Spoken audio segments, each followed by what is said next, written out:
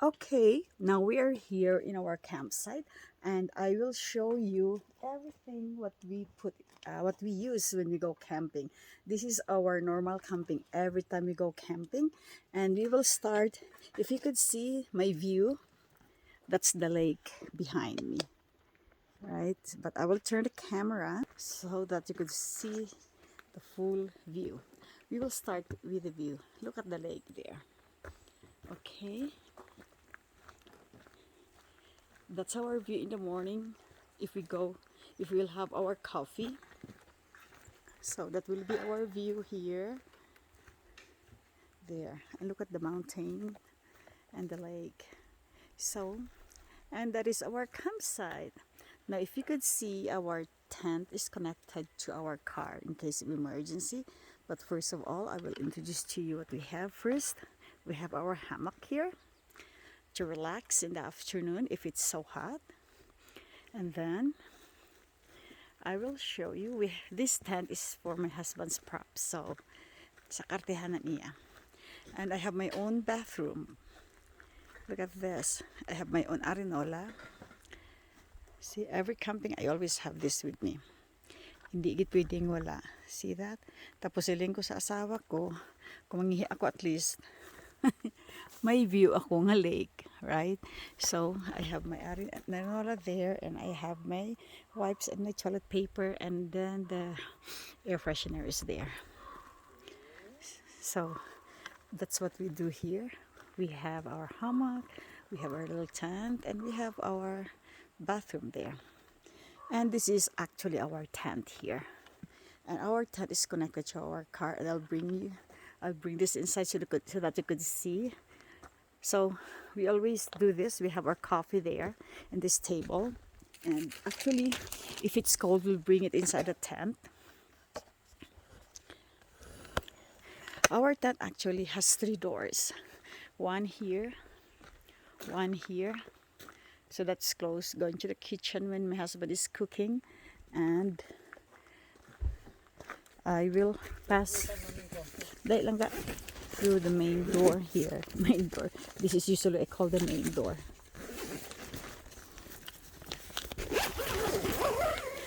And this is the inside of our tent. It's a high ceiling tent. Kung sa balay, 9 feet. So we have our lights there. And that's our bed. There's 2 of that. But now we also have a cushion under the bed. I mean, in the bed. Para hindi masyado kalamig. And so this is how our tent inside. And of course, we have our own personal heater. And we have this drawer here. Those are my, what's this? I forgot. And this is we have our stocks of the food here all the time. We have the coffee, we have the noodles. We have noodles just in case we don't feel like eating. And we do have our plates there.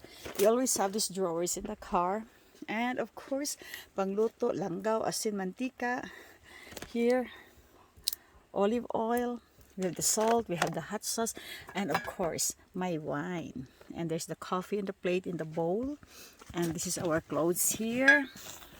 We have this plastic drawer all the time in our car. And here are the utensils that we use.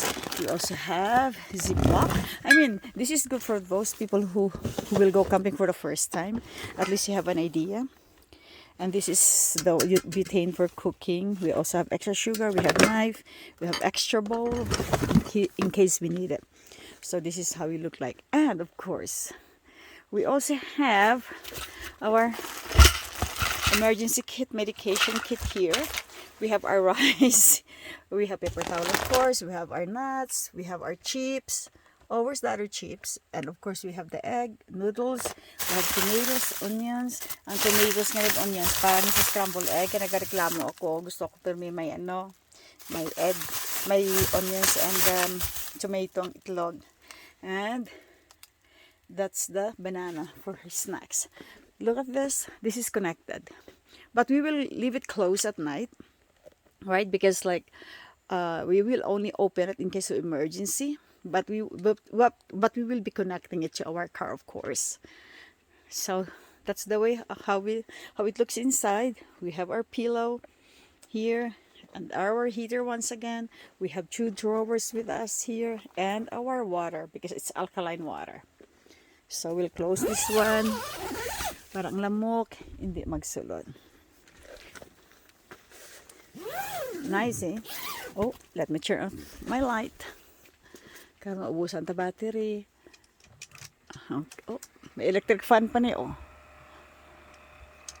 But I don't need fan because it's a bit, the weather is okay.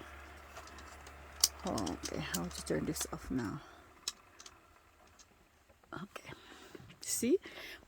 When you wake up in the morning, look at that view right away.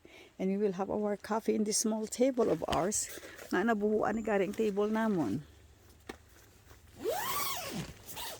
So, that's how we go camping all the time. And of course, this is where my husband does his cooking. That's the fire pit later. I'll show you my fire pit kami. And today's lunch is rice, of course, and pork sinigang. Look at that. Pork sinigang, oh, deadly na. So that's for our lunch. See, may dako pa katumbal. And di kita no.